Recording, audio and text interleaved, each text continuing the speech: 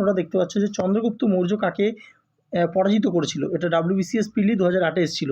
পুরু, অম্ভি, সেলুকাস না আলেকজান্ডার? উত্তর কী হবে? উত্তর হবে অপশন সি। তো গ্রিক যে সম্রাট ছিল সেলুকাস নিকেটর, তাকে পরাজিত করেছিলেন কে? চন্দ্রগুপ্ত মৌর্য। এবং পরবর্তীকালে আমরা দেখেছি যে সেলুকাসের দূত হিসেবে কিন্তু কে এসেছিল হচ্ছে মেগাস্তিনিস। এবং মেগাস্তিনিসের যে গ্রন্থর নাম হচ্ছে ইন্ডিকা, এটা বহু পরীক্ষা এসেছে, সেখান থেকে কিন্তু আমরা চন্দ্রগুপ্ত মৌর্যের শাসনকাল সম্পর্কে জানতে পারি। নেক্সট আমরা দেখে নেব যে 2 নম্বর প্রশ্ন, যে শকাব্দ কে চালু করেছে। তো 50 খ্রিস্টপূর্বাব্দে, 28 খ্রিস্টাব্দে, 78 খ্রিস্টাব্দ না 129 খ্রিস্টাব্দ? উত্তরটা কী হবে? উত্তরটা আশা করি সবাই দিয়ে ফেলেছে। উত্তরটা হয়ে যাবে অপশন সি, 78 খ্রিস্টাব্দে। এখান থেকে একটা প্রশ্ন আসে যে কে এটা চালু করেছে, সেটা হচ্ছে যে কনিষ্ক। ঠিক আছে, তো কনিষ্ক এটা চালু করেছিল শকাব্দ। নেক্সট 3 নম্বর প্রশ্ন, যে কোন সম্রাট কবিরাজ উপাধি নিয়েছিল? সমুদ্রগুপ্ত, কুমারগুপ্ত, প্রথম গুপ্ত না দ্বিতীয় চন্দ্রগুপ্ত? উত্তর কী হবে? উত্তর হবে অপশন এ, সমুদ্রগুপ্ত। সমুদ্রগুপ্ত কবিরাজ উপাধি নিয়েছিলেন। তিনি নিজেও কিন্তু কবিতা লিখতে ভালোবাসতেন এবং কবিতার কিন্তু পৃষ্ঠপোষক ছিলেন, তার জন্য তাকে কবিরাজ উপাধি কিন্তু নিয়েছিলেন তিনি। ঠিক আছে, তো আচ্ছা নেক্সট 4 নম্বর প্রশ্ন দেখতে পাচ্ছ, এটা WBCS মেইনসে এসেছিল, যে ধান উৎপাদনে অন্ধ্রপ্রদেশের সর্বাধিক গুরুত্বপূর্ণ জেলা কোনটা? তো অন্ধ্রপ্রদেশের জেলাগুলোর নাম এখানে দেওয়া রয়েছে গুন্টুর, ভেল্লোর, পূর্ব গোদাবরী, পশ্চিম গোদাবরী। এই জন্যই আমরা WBCS-এর প্রশ্নগুলো ইনক্লুড করছি, কারণ যদি তোমরা খেয়াল করো যে PSC ফুড এসআইয়ের যে 2019 সালে প্রশ্ন ছিল না, সেখানে বেশ কিছু প্রশ্ন WBCS মেইনস থেকে কিন্তু এসেছিল। ঠিক আছে, তো যারা জানো না তাদেরকে জানিয়ে দিচ্ছি, আমরা কিন্তু অলরেডি PSCর প্রিভিয়াস ইয়ারগুলো একটা পার্ট করে রেখেছি, সেগুলো প্রশ্নগুলো দেখো, বুঝতে পারবে। ঠিক আছে, তো যাই হোক, এখানে উত্তরটা হয়ে যাবে পূর্ব গোদাবরী। তো পূর্ব গোদাবরী জেলায় কিন্তু প্রচুর পরিমাণে ধান উৎপন্ন হয় এবং একে পূর্ব গোদাবরী জেলাকে অন্ধ্রপ্রদেশের ধানের ভাণ্ডারও বলা হয়, এবং তার জন্য এটা কিন্তু গুরুত্বপূর্ণ হয়ে যাচ্ছে। ঠিক আছে, তো নেক্সট 5 নম্বর যে প্রশ্নটা আমরা দেখব, যে কোন বিদেশি পরিকল্পনাকে অনুসরণ করে DVC অর্থাৎ কি দামোদর ভ্যালি যে কর্পোরেশন রয়েছে, DVC পরিকল্পনা করা হয়েছিল? AFC, TVA না DDC না উপরে কোনোটি নয়? উত্তর কী হবে? উত্তর হবে অপশন বি, অর্থাৎ TVA। TVA ফুল ফর্ম কি? Tennessee valley authority. Tennessee valley authority, এটা USA অর্থাৎ আমেরিকার একটা প্রকল্প, সেখান থেকে কিন্তু অনুসরণ করে DVCটাকে করা হয়েছে। পরবর্তী আমরা দেখে নেব যে 6 নম্বর প্রশ্ন,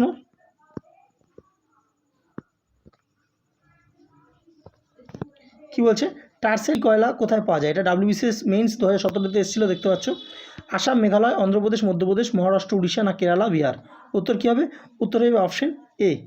তো নর্থ ইস্টার্ন যে রাজ্যগুলো, সেখানে কিন্তু টারসিয়ারি কয়লা প্রচুর পাওয়া যায়, এছাড়া জম্মু কাশ্মীরেও পাওয়া যায়। তো আসাম, মেঘালয় টারসিয়ারি কয়লাটা পাওয়া যায়, এখানে দেখতে পাচ্ছ তোমরা। এবং এই টারসিয়ারি কয়লাকে কিন্তু ব্রাউন কয়লাও বলা হয়ে থাকে, এটাও জেনে রাখো। ঠিক আছে, নেক্সট আমরা দেখব যে 7 নম্বর প্রশ্ন, যে ভারতের রাষ্ট্রপতিকে কে ইমপিচ করতে পারেন? অর্থাৎ ভারতের রাষ্ট্রপতি যে সংবিধান যদি ঠিকঠাক না মেনে চলে, তো সেই যে ভারতের রাষ্ট্রপতিকে ইমপিচ করতে পারে, কার কাছে সেই পাওয়ার আছে? সংসদ, বিশেষ ট্রাইব্যুনাল, সুপ্রিম কোর্ট না কেন্দ্রীয় মন্ত্রিসভা? উত্তর কী হবে? উত্তর হবে অপশন এ, সংসদ। অর্থাৎ পার্লামেন্টই কিন্তু ভারতের যে রাষ্ট্রপতিকে ইমপিচমেন্ট করতে পারে। তো প্রশ্ন দেখতে দেখতে তোমাদের কাছে একটা প্রশ্ন, এই প্রশ্নটা তোমরা কিন্তু এই ভিডিওটা চলাকালীনই উত্তর কমেন্ট সেকশনে গিয়ে দেবে, যে ভারতের রাষ্ট্রপতিকে ইমপিচমেন্ট করতে পারে সেটা কত নম্বর আর্টিকেল? এই আর্টিকেলটা কিন্তু বহু সময় জানতে চায়, অবশ্যই কিন্তু তোমরা কমেন্ট সেকশনটা ফলো করো, যদি না জানো, আর জানলে অবশ্যই উত্তর দেওয়ার চেষ্টা করো। যত প্রশ্ন নিয়ে খেলবে তত কিন্তু পরীক্ষায় ভালো ফল করবে। নেক্সট 8 নম্বর তোমরা দেখতে পাচ্ছ, যে সংবিধানের কোন ধারায় রাজ্যপালকে রাজ্যের শাসন বিভাগীয় ক্ষমতা দেওয়া হয়েছে? তো উত্তরটা কী হবে? এখানে 4টে অপশান দেখতে পাচ্ছ তোমরা, উত্তরটাই অপশন বি, 154 নম্বর ধারায়।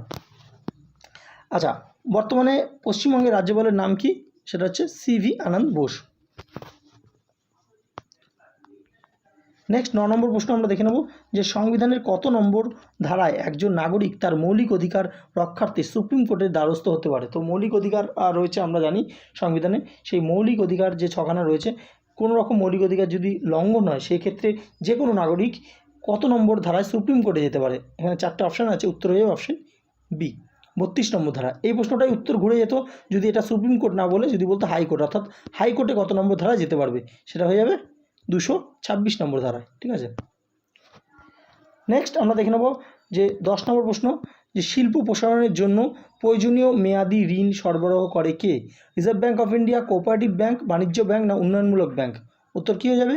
উত্তরে হয়ে যাবে অপশন ডি, উন্নয়নমূলক ব্যাঙ্ক। অর্থাৎ যে ডেভেলপমেন্ট ব্যাঙ্কগুলো কিন্তু এই শিল্প যে সম্প্রসারণের জন্য প্রয়োজনীয় ঋণ দিয়ে থাকে। একটা ডেভেলপমেন্ট ব্যাঙ্ক তোমরা জানো আইডিবিআই।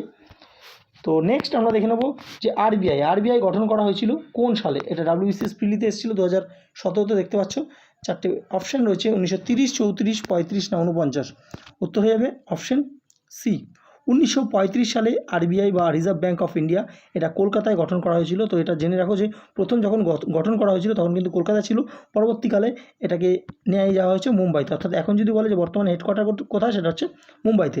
এবং যে 1935 সালে যে আরবিআই গঠন করা হয়েছিল আর আরবিআই ন্যাশনালাইজড করা হয়েছিল 1949 সালে, এটাও কিন্তু জেনে রাখো, বহু পরীক্ষা আছে। এবং বর্তমানে আরবিআইয়ের যে গভর্নর তার নাম কি? শক্তিকান্ত দাস। নেক্সট আমরা দেখে নেব যে 12 নম্বর প্রশ্ন কি বলছে, টাইগার মসকুইটো কাকে বলা হয়? এখানে চারটে মশা নাম লেখা রয়েছে, দেখতে পাচ্ছ, অ্যানোফিলিস, কিউলেক্স, অ্যাডিস না ম্যানসয়েড না মসকুইটো বলা হয়। নেক্সট আমরা দেখে নেব 13 নম্বর প্রশ্ন, যে ভরবেগ যেটাকে আমরা মোমেন্টামও বলে থাকি, তো এর এসআই একক কী? তো চারটে অপশান এখানে তোমরা দেখতে পাচ্ছ, উত্তর কী হবে? উত্তর হবে option A, kg metre per second. ঠিক আছে, তো kg metre per second. Next আমরা দেখব কি বলছে 14 নম্বর প্রশ্ন, বিশ্ব পরিবেশ দিবস কবে পালন করা? এটা বহু পরীক্ষায় রিপিট হয় প্রশ্নটা, তোমরা জানো, প্রত্যেকেই জানো, ছোটোবেলা থেকে আমরা জেনে আসছি। এটা কী হবে উত্তর? 10 ডিসেম্বর, 8ই মার্চ, 14ই ফেব্রুয়ারি না 5ই জুন? উত্তর হবে অপশন ডি, অর্থাৎ 5ই জুন। 5ই জুন কিন্তু বিশ্ব পরিবেশ দিবস পালন করা হয়। এখান থেকে আরেকটু প্রশ্ন কিন্তু যখনই ডিফিকাল্ট হয়ে যাবে তখন বলে দেবে যে 2023 সালে, অর্থাৎ এই বছর, যে থিম কী ছিল, এই বিশ্ব পরিবেশ দিবসের থিম কী ছিল? থিমটা ছিল হচ্ছে beat plastic pollution, beat plastic pollution. ঠিক আছে তো? আচ্ছা, নেক্সট আমরা দেখব যে 15 নম্বর, আফগানিস্তানের যে পার্লামেন্টের নাম কি? এটা স্ট্র্যাটেজিকের একটা গুরুত্বপূর্ণ প্রশ্ন, বহু পরীক্ষা এসছে। মজলিস, শোরা, ডায়েট না মুরুল? উত্তর কী হবে? উত্তর হবে অপশন বি, শোরা হচ্ছে আফগানিস্তানের যে পার্লামেন্টের নাম। নেক্সট আমরা দেখে নেব যে 16 নম্বর প্রশ্ন, যে কালচক্র সেরিমনি এটা কোন ধর্মের সঙ্গে যুক্ত? অর্থাৎ কোন ধর্মে এটা পালন করা হয় সেরিমনিটা? হিন্দু, বৌদ্ধ, জৈন না ইসলাম? উত্তর হয়ে যাবে অপশন বি, বুদ্ধিস্টদের একটি সেরিমনি হচ্ছে কালচক্র সেরিমনি। নেক্সট 17 নম্বর প্রশ্ন আমরা দেখে নেব যে সাহিত্য একাডেমি যে সদর দপ্তর কোথায় আছে? সাহিত্য একাডেমি সদর দপ্তর, তো সাহিত্য একাডেমি অ্যাওয়ার্ডও কিন্তু দেওয়া হয়, তো এদের সদর দপ্তর কোথায়? মুম্বাই, চেন্নাই, নিউ দিল্লি না কলকাতা? উত্তর কী হবে? উত্তর হবে অপশন সি, নিউ দিল্লিতে সাহিত্য একাডেমির সদর দপ্তর অবস্থিত। নেক্সট আমরা দেখে নেব যে 18 নম্বর প্রশ্ন, সাধু রাজ্য বা বাংলায় যেটাকে সাধু রাজ্য বলা হচ্ছে আর ইংরেজিতে বলছে হারমিট কিংডম, এটাকে কোন দেশকে বলা হয়? নেপাল, তিব্বত, ভুটান না কোরিয়া? উত্তর কী হবে? এটাও কিন্তু পিএসসির একটা পরীক্ষা আসা প্রশ্ন, উত্তরে অপশন ডি, কোরিয়া। দেখো, কোরিয়াকে হারমিট কিংডম বলা হয় কারণ কোরিয়াতে 19th সেঞ্চুরি যখন হচ্ছিল তখন কিন্তু প্রচুর জিনিস যে পশ্চিমী দেশগুলো থেকে আসছিল, ঠিক আছে তো, কোরিয়াতে। তো সেই সময় কী করা হয়েছিল, কোরিয়ার বর্ডারে সিজ করে দেওয়া হয়েছিল, কারণ কোরিয়ার যে লোকাল ফুডগুলো তখন মার খাচ্ছিল, তার জন্য কোরিয়ার বর্ডারটাকে সিজ করে দিয়েছিল। অর্থাৎ দেখো, কোনো কিংডম বা রাজ্যটাকে যদি সিজ করে দেওয়া হয়, মানে রাষ্ট্রটাকে সিজ করে দেওয়া হয়, তো সেক্ষেত্রে কি হারমিট মানে সাধু, মানে একদম একাকী, সাধুরা কি একাকী থাকতে পছন্দ করে, তো সেই দেশটা পুরো একাকী হয়ে গিয়েছিল, মানে এর জন্য বলা হয়ে থাকে যে হারমিট কিংডম এটাকে বলা হচ্ছে, ঠিক আছে তো, আর কিছুই না। আচ্ছা, নেক্সট আমরা দেখব যে 19 নম্বর যে প্রশ্নটা, এটা কারেন্ট অ্যাফেয়ার্সের গুরুত্বপূর্ণ প্রশ্ন। আমরা কিন্তু এই যে মক টেস্টগুলোতে কিন্তু আপডেট কারেন্ট অ্যাফেয়ার্সগুলো কিন্তু দিতে থাকছি, যেখানে তোমাদের কারেন্ট অ্যাফেয়ার্সও কিন্তু পড়া হয়ে যাচ্ছে এবং গুরুত্বপূর্ণ, অবশ্যই সেগুলো গুরুত্বপূর্ণ কারেন্ট অ্যাফেয়ার্স। ভারতের প্রথম সেপটিক ট্যাঙ্ক মুক্ত শহর হতে চলেছে কোনটি? বেঙ্গালুরু, নিউ দিল্লি, নবী মুম্বাই না হায়দ্রাবাদ? উত্তর কী হবে? উত্তর হবে অপশন সি, নবী মুম্বাই কিন্তু প্রথম শহর। যেহেতু দেখো, প্রথম যদি কিছু ঘটে সেটা কিন্তু ইম্পর্টেন্ট হয়ে যায়। তোমরা জানো যে যেহেতু ভারতের প্রথম সেপটিক ট্যাঙ্ক মুক্ত শহর হয়েছে নবী মুম্বাই, তার জন্য কিন্তু গুরুত্বপূর্ণ, এটা কিন্তু আপকামিং যে কোনো পরীক্ষা আসতে পারে। নেক্সট আমরা দেখব যে 20 নম্বর প্রশ্ন, 20 নম্বর, এই ডুরান্ড কাপ কিন্তু চলছে, এটা 132 নম্বর ডুরান্ড কাপ, এটা কোন শহরে হলো? তো এখানে অপশন ওয়াইজ কোন শহরটা হবে? চারটে শহর আছে, উত্তর হয়ে যাবে অপশন ডি, কলকাতা। তো ডুরান্ড কাপটা যেহেতু আপকামিং চলছে, তো খুবই গুরুত্বপূর্ণ, এখান থেকে কয়েকটা পয়েন্ট আমরা বলে দিচ্ছি, ঠিক আছে। তো আপকামিং যখন ফাইনাল হয়ে যাবে তখনও কিছু পয়েন্ট বলবো, কিন্তু তোমরা জেনে রাখো এখান থেকে যে সমস্ত যে পরীক্ষায় প্রশ্ন আসে, যে ডুরান্ড যে কাপটা হয়েছে, এই ডুরান্ড কাপটা কিন্তু এশিয়ার সবথেকে পুরনোতম কাপ, ঠিক আছে, বা ফুটবল টুর্নামেন্ট। যদি বলে যে এশিয়ার ওল্ডেস্ট যে ফুটবল টুর্নামেন্ট কি, সেটা হচ্ছে ডুরান্ড কাপ, ঠিক আছে। তো এবং এই বছরে যে ডুরান্ড কাপটা হচ্ছে সেটার কত ভার্সান, সেটা হচ্ছে 132তম ভার্সান, ঠিক আছে। তো এবং এই বছর ডুরান্ড কাপে কোন যে কারা স্পন্সর করলো, কোন কোম্পানি, সেটা হচ্ছে আইও, অর্থাৎ ইন্ডিয়ান অয়েল, ঠিক আছে। তো ইন্ডিয়ান অয়েল কর্পোরেশন, আইওসি, ঠিক আছে, ইন্ডিয়ান অয়েল কর্পোরেশন, এরা কিন্তু কী করলো, এরা হচ্ছে স্পন্সর করলো। আর এই যে ডুরান্ড কাপ এটা কোন কোন শহরে হচ্ছে, এটা কলকাতায় হচ্ছে, গুয়াহাটি এবং কোকরাঝাড় আসাম, গুয়াহাটি এবং আসাম দুটোই আসাম, আর কলকাতা হচ্ছে ওয়েস্ট বেঙ্গলের। তো এই তিনটে জায়গা কিন্তু এই ডুরান্ড কাপটা হোস্ট করা হচ্ছে, ঠিক আছে। তো এবং এই ডুরান্ড কাপের এই বছরের একটা যে বলতে পারো যে সং রয়েছে, যে ডুরান্ড কাপের যে থিম সং, সেই থিম সংটা হচ্ছে ভিদে, ঠিক আছে। তো কি থিম সংটা হচ্ছে ভিদে। এবং এখান থেকে একটু জেনে রাখো যে এই ভিদে যে থিম সংটা, যদি বলা যায় এই থিম সংটা কে গিয়েছেন, সেটা হচ্ছে অরিজিৎ সিং কিন্তু গিয়েছেন, ঠিক আছে। তো প্রথম যে প্রশ্ন দেখতে পাচ্ছ, হর্ষবর্ধনের পূর্বতম রাজধানী কোথায় ছিল? পূর্বতম বলছে, নিশ্চয়ই পরবর্তীতে একটা রাজধানী ছিল, অবশ্যই ছিল। তো চারটে অপশান তোমরা দেখতে পাচ্ছ, প্রয়াগ, কনৌজ, থানেশ্বর না মথুরা। উত্তর কী হয়ে যাবে? উত্তর হয়ে যাবে অপশন সি, থানেশ্বর।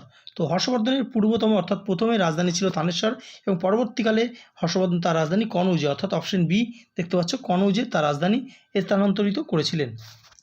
নেক্সট 2 নম্বর প্রশ্ন তোমরা দেখতে পাচ্ছ যে দিব্যক কোন বিদ্রোহের নায়ক ছিলেন? WBCS প্রিলি 2023 এসছে। তো বলছি যে এইখানে প্রশ্ন কিন্তু তোমরা বাছা বাছা প্রশ্নগুলো কিন্তু তোমাদের সামনে তুলে ধরা হচ্ছে। তো উত্তরটা দেখতে পাচ্ছ, এখানে 4টে অপশান রয়েছে, উত্তর দেওয়ার চেষ্টা করো। কৈবর্ত, কোল, মুন্ডা না সাঁওতাল। উত্তর কী হয়ে যাবে? উত্তর হবে অপশন এ, কৈবর্ত। তো এই কৈবর্ত যে বিদ্রোহটা, এটা হয়েছিল দিনাজপুরে, এটা বর্তমানে বাংলাদেশ এবং উত্তরবঙ্গের দিকে উত্তরবঙ্গের কিছু জেলা নিয়ে হয়েছিল। এবং এই বিদ্রোহ দমন করতে এসে পাল যে রাজা ছিল দ্বিতীয় মহিপাল, তো দ্বিতীয় মহিপাল তিনি কিন্তু মারা গিয়েছিলেন। এবং এই দিব্যক তিনি কৈবর্ত একটা সাম্রাজ্য গড়ে তুলেছিলেন।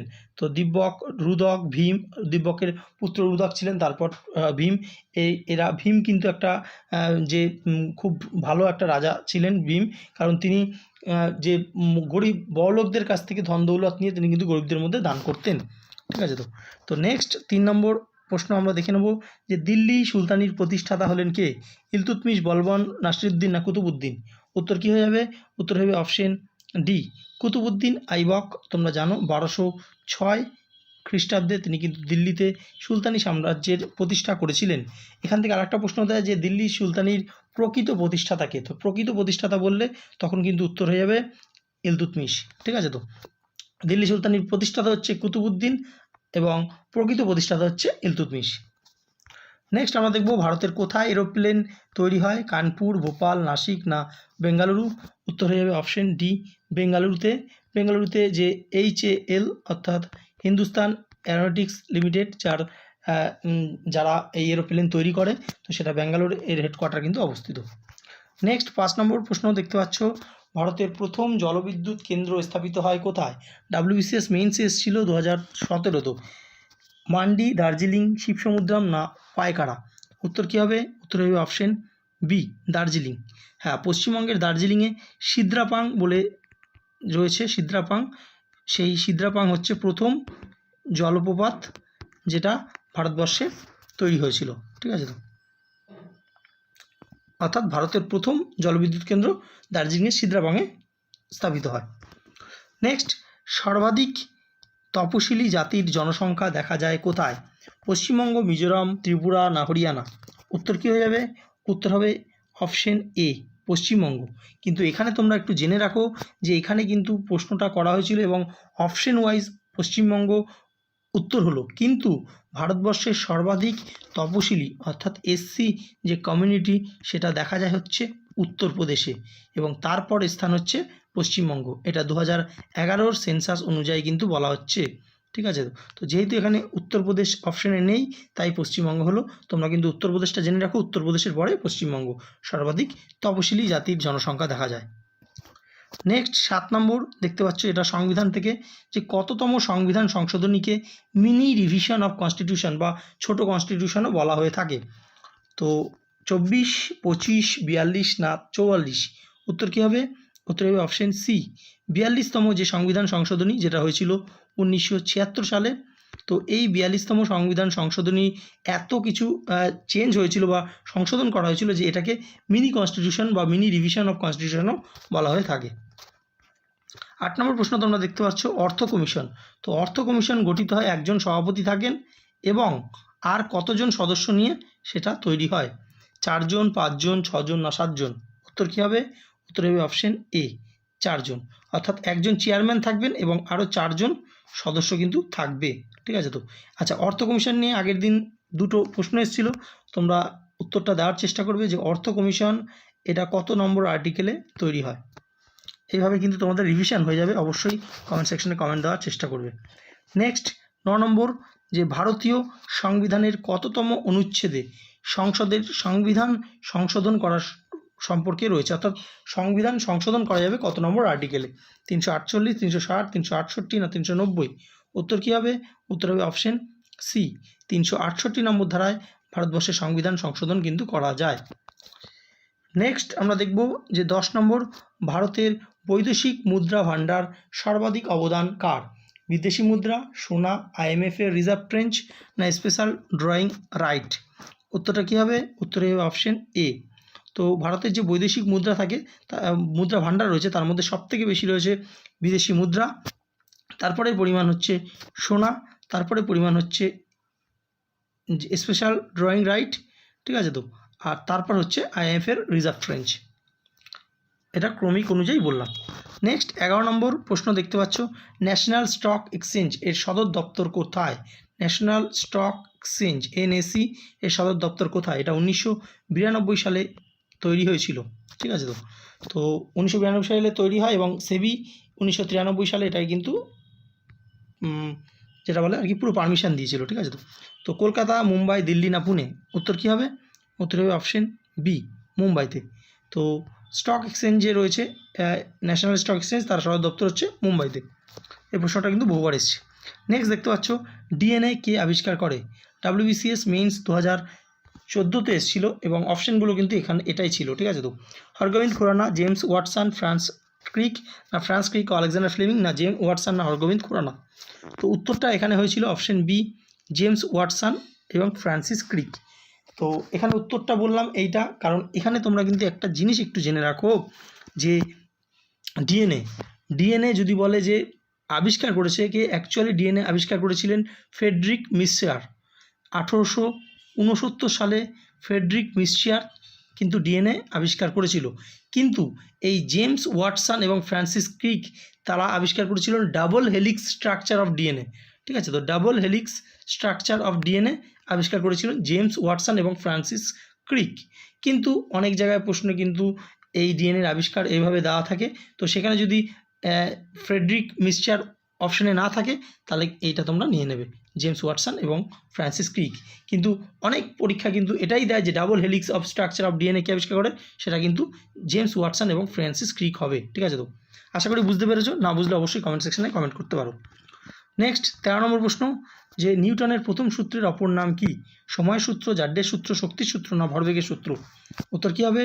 উত্তর হবে অপশন বি, নিউটনের যে প্রথম সূত্র রয়েছে সেটাকে কিন্তু জাড্ডের সূত্র বলা হয়ে থাকে। নেক্সট 14 নম্বর প্রশ্ন, যে সমুদ্রের গভীরতা মাপার যন্ত্রের নাম কি? বহু পরীক্ষায় প্রশ্নটা রিপিট হয়। তো 4টে অপশান তোমরা দেখতে পাচ্ছ, উত্তর কী হবে? উত্তর হবে অপশন বি, ফ্যাদোমিটার। ফ্যাদোমিটারের সাহায্যে সমুদ্রের গভীরতা মাপা হয়। 15 নম্বর প্রশ্ন দেখতে পাচ্ছ, লিনিং টাওয়ার অফ পিসা এটা অবস্থিত আছে কোথায়? তো 4টে অপশান এখানে তোমরা দেখতে পাচ্ছ, জাপান, ইরান, ইরাক না ইতালি? উত্তর কী হবে? উত্তর হবে অপশন ডি, ইতালিতে। কিন্তু এই লিনিং টাওয়ার অফ পিসা, এটা হেলানো টাওয়ার বলা হয়, এটার জন্য কিন্তু খুব বিখ্যাত। তো এটা ইতালিতে অবস্থিত। নেক্সট 16 নম্বর দেখতে পাচ্ছ, যে কার্ল লুইস বিখ্যাত ছিলেন কৃষি হিসেবে? ফুটবলার, ক্রিকেটার, গায়ক না অ্যাথলিট? উত্তর হবে অপশন ডি, অ্যাথলিট। তো এটা কিন্তু পিএসসির প্রশ্ন এসেছিল। তো অ্যাথলিট, তিনি ইউএসের একজন অ্যাথলিট। ঠিক আছে? তো এবং অলিম্পিকেও মেডেল জিতেছেন। নেক্সট 17 নম্বর প্রশ্ন, যে সৌরজগতের ক্ষুদ্রতম গ্রহ কোনটা? প্লুটো, বৃহস্পতি, পৃথিবী না বুধ? উত্তর কী হবে? উত্তর হবে অপশন ডি, বুধ।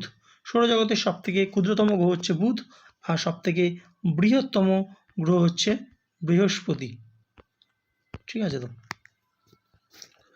নেক্সট, রাশিয়ার মুদ্রা কি? ইউরো, রুবেল, রিয়াল নাকি না? উত্তর কী হবে? রাশিয়ার যে মুদ্রা তাকে বলা হয় রুবেল। Option B. 19 নম্বর প্রশ্ন, এটা কারেন্ট অ্যাফেয়ার্স। তো যে বলছে ম্যানগ্রোভ সেল এটা তৈরি করার ঘোষণা করলো কোন রাজ্য? পশ্চিমবঙ্গ, গুজরাট, উড়িষ্যা না অন্ধ্রপ্রদেশ? উত্তর হবে অপশন এ, পশ্চিমবঙ্গ। তোমরা জানো ভারতের যে 40% ম্যানগ্রোভ অরণ্য পশ্চিমবঙ্গে রয়েছে, এবং আন্তর্জাতিক যে ম্যানগ্রোভ কনজারভেশন ডে ছিল সেই দিনকার কিন্তু পশ্চিমবঙ্গের গভর্নমেন্টের পক্ষ থেকে এটা ঘোষণা করা হয়েছে যে ম্যানগ্রোভ সেল তারা তৈরি করবে। নেক্সট 20 নম্বর প্রশ্ন দেখতে পাচ্ছ, খুবই একটা গুরুত্বপূর্ণ প্রশ্ন। জানো যে স্মার্টফোনের ব্যবহার কিন্তু বেড়ে যাচ্ছে, তো এই শিশুদের স্মার্টফোন ব্যবহার 2 ঘন্টার মধ্যে সীমিত করার পরিকল্পনা করছে কোন দেশ? 4টে অপশান তোমরা দেখতে পাচ্ছ, সুইডেন, আমেরিকা, রাশিয়া, চীন। তো উত্তর হয়ে যাবে অপশান ডি, চীন। 18 বছরের নিচে যারা রয়েছে তাদের জন্য এটা অ্যাপ্লাই করবে বলেছে চীন। ঠিক আছে? তো তোমাদের জন্য আজকের হোমওয়ার্ক প্রশ্ন, 3টে হোমওয়ার্ক প্রশ্ন রয়েছে, অবশ্যই তোমরা পার্টিসিপেট করো। না পারলে কমেন্টগুলোকে ফলো করো, তাহলে কিন্তু উত্তরগুলো জানতে পারবে, বা উত্তরগুলো না জানলেও গুগল করো, তাহলে কিন্তু তোমাদের কিন্তু মাথার মধ্যে এই জিনিসগুলো ধরে যাবে। দেখো, যে রাজধানী থেকে কিন্তু প্রশ্ন আসে পিএসসিতে। তো ইতালির রাজধানীর নাম কি? এটা ইতালির যে আমরা পিসা পড়লাম, যেটা হেলানো টাওয়ার ছিল, তো ইতালির রাজধানীর নাম কি? 2 নম্বর, বর্তমানে যে অর্থ কমিশন আমরা পড়লাম একটু আগে, যে একজন চেয়ারম্যান থাকেন এবং 4 জন মেম্বার থাকেন, তো এই অর্থ কমিশনের বর্তমানে চেয়ারম্যানকে? এই প্রশ্নটা বহুবার পিএসসিতে এসছে। 3 নম্বর, তোমরা জানো রিসেন্টলি যে চেস ওয়ার্ল্ড কাপ হলো, সেখানে রানার আপ হয়েছে একজন খুব কম বয়সী ভারতের এক যুবক, তার নাম কি? অবশ্যই তোমরা 3টে কমেন্ট সেকশানে দেওয়ার চেষ্টা করো, যে প্রথমে দেবে তার কমেন্টটা আমরা কিন্তু পিন করে দেবো। ভিডিওটা ভালো লাগলে অবশ্যই লাইক করো এবং বন্ধুদের সাথে শেয়ার করতে ভুলো না। ধন্যবাদ।